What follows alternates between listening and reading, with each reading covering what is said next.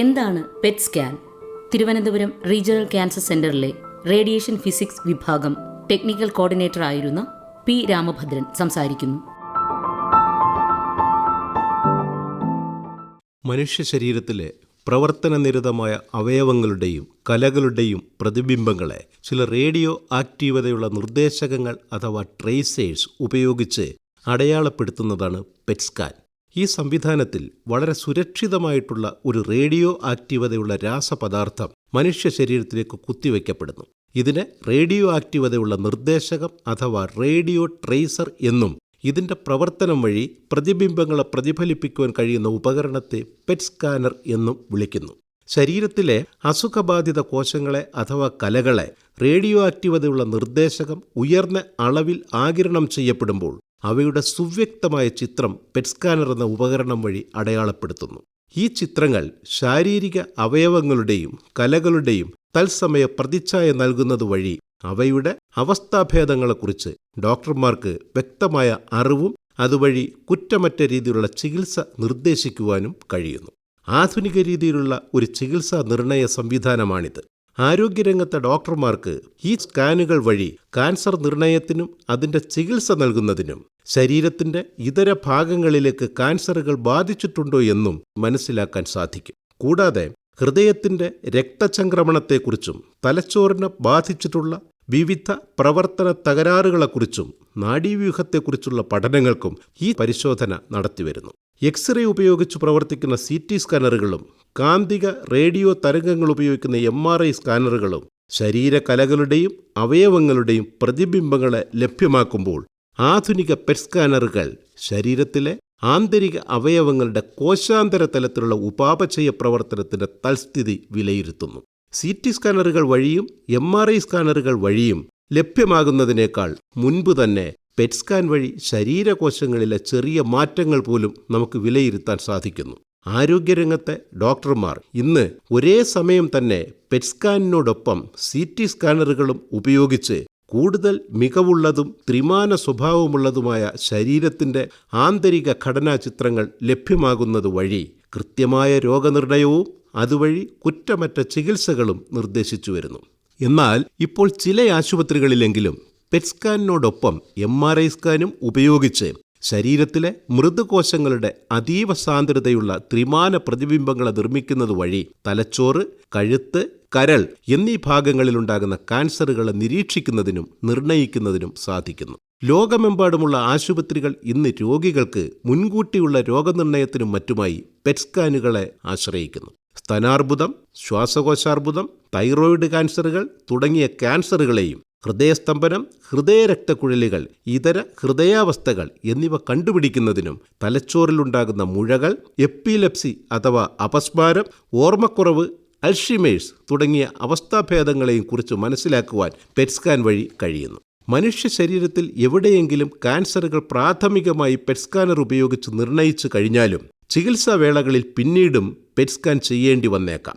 ശരീരത്തിൻ്റെ ഇതര ഭാഗങ്ങളിലേക്ക് കാൻസറുകൾ പകർന്നിട്ടുണ്ടോ, നൽകിയ ചികിത്സയുടെ ഫലപ്രാപ്തി, ചികിത്സയ്ക്ക് ശേഷം കാൻസറുകൾ പുനർജനിക്കപ്പെട്ടിട്ടുണ്ടോ, ചികിത്സയ്ക്ക് ശേഷമുള്ള രോഗനിദാനം അഥവാ പ്രോഗ്നോസിസ് എന്നിവ വിലയിരുത്തപ്പെടുന്നു. ഹൃദയ സംബന്ധിയായ കാര്യമാണെങ്കിൽ ഹൃദയസ്തംഭനം ബാധിച്ച ഭാഗത്തെ ഹൃദയത്തിൻ്റെ അവസ്ഥ, ആൻജിയോപ്ലാസ്റ്റിക്കും ബൈപ്പാസ് സർജറിക്കും ശേഷം ഹൃദയഭിത്തികൾക്ക് വന്നിട്ടുള്ള ഗുണപരമായ മാറ്റം എന്നിവയും വിലയിരുത്തപ്പെട്ടു വരുന്നു. ആതുര ശുശ്രൂഷ മേഖലയിലെ ന്യൂക്ലിയർ മെഡിസിൻ വിഭാഗത്തിൽ സാധാരണ ചെയ്യാറുള്ള ഒരു ഇമേജിംഗ് സംവിധാനമാണ് പെറ്റ് സ്കാൻ. വളരെ കുറച്ച് സുരക്ഷിതമായ അളവിലുള്ള റേഡിയോ ആക്റ്റീവതയുള്ള റേഡിയോ ട്രേസർ എന്ന പദാർത്ഥങ്ങൾ ഞരമ്പുകളിലൂടെ ഇഞ്ചക്ഷനായി നൽകിയ ശേഷമാണ് ഈ പരിശോധനകൾ ചെയ്തു വരുന്നത്. ഇതര സ്കാനിംഗ് സാങ്കേതികതയിൽ നിന്നും വ്യത്യസ്തമായി ശരീരത്തിനുള്ളിലെ ഉപാപചയ പ്രവർത്തനങ്ങൾ വിലയിരുത്തുകയാണ് പെറ്റ് സ്കാനറുകൾ ചെയ്യുന്നത്. ശരീരത്തിലെ ആരോഗ്യമുള്ള കലകളെ അപേക്ഷിച്ച് വൈകല്യമുള്ള കലകൾ അഥവാ കോശങ്ങൾ റേഡിയോ ആക്റ്റീവതയുള്ള നിർദ്ദേശകങ്ങളെ കൂടുതലായി ആഗിരണം ചെയ്യപ്പെടുന്നു. ഇവയെ നമുക്ക് അതിസാന്ദ്രതാ ബിന്ദുക്കൾ അഥവാ ഹോട്ട്സ്പോട്ട് എന്ന് വിളിക്കാം. റേഡിയോ ആക്റ്റീവതയുള്ള വസ്തുക്കൾ ആഗിരണം ചെയ്യപ്പെടുന്നത് വഴി അവയിൽ നിന്നും ബഹിർഗമിക്കുന്ന റേഡിയേഷനുകളെ പെറ്റ് സ്കാനർ എന്ന ഉപകരണം ആഗിരണം ചെയ്യുക വഴി രൂപപ്പെടുന്ന പ്രതിബിംബങ്ങൾ പെറ്റ് സിറ്റിയിൽ നിന്നും ലഭ്യമാകുന്ന എക്സ്റേ പ്രതിബിംബങ്ങളുമായി സംയോജിപ്പിച്ച് രോഗബാധിത ഭാഗങ്ങളുടെയും മറ്റും ത്രിമാന ചിത്രങ്ങൾ ലഭ്യമാക്കുന്നു. കൂടുതൽ വ്യക്തതയുള്ള ഈ ചിത്രങ്ങളെ വിലയിരുത്തി ഡോക്ടർമാർക്ക് രോഗനിർണയവും രോഗചികിത്സയും സാധ്യമാക്കാൻ കഴിയും. എങ്ങനെയാണ് ഒരു പെറ്റ് സ്കാനിന് വിധേയമാകേണ്ടത്? സ്കാൻ കഴിഞ്ഞ ശേഷം പരിശോധകന് അന്ന് തന്നെ വീട്ടിൽ പോകാവുന്നതാണ്. സ്കാൻ ചെയ്യുന്നതിനു വേണ്ടി എന്തെല്ലാം ചെയ്യണമെന്നുള്ള വിശദമായ നിർദ്ദേശങ്ങൾ ആരോഗ്യ പ്രവർത്തകർ നിങ്ങൾക്ക് നൽകും. എന്തെല്ലാം കാര്യങ്ങളാണ് പൊതുവെ നിർദ്ദേശിക്കപ്പെടുക? നിങ്ങൾ കഴിക്കുന്ന മരുന്നുകൾ, വൈറ്റമിനുകൾ, ഇതര അനുബന്ധ വസ്തുക്കൾ എന്നിവയെക്കുറിച്ച് നിങ്ങളുടെ ആരോഗ്യ പ്രവർത്തകനോട് പറയുക. പരിശോധനയ്ക്ക് വിധേയമാകുന്ന സമയം, നിങ്ങൾ ഗർഭിണിയാണോ എന്നതും മുല കുടിക്കുന്ന കുട്ടികളുണ്ടോ എന്നതും ആരോഗ്യ പ്രവർത്തകനോട് പങ്കുവെക്കേണ്ടതാണ്. പരിശോധനയ്ക്ക് 6 മണിക്കൂർ മുമ്പ് മുതൽ ഭക്ഷണം ഒഴിവാക്കേണ്ടതാണ്.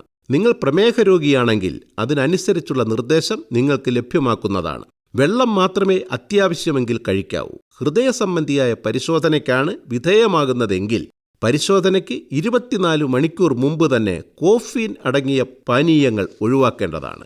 ആഭരണങ്ങൾ, കണ്ണട, കൃത്രിമ പല്ലുകൾ, ഹെയർ പിന്നുകൾ എന്നിവ ഒഴിവാക്കി സുഖപ്രദമായ വസ്ത്രം ധരിക്കുവാൻ ശ്രദ്ധിക്കുക. ഇടുങ്ങിയ മുറിയിലായിരിക്കുമ്പോൾ അസ്വസ്ഥത അനുഭവപ്പെടുമെങ്കിൽ അക്കാര്യവും ആരോഗ്യ പ്രവർത്തകനോട് പറയേണ്ടതാണ്.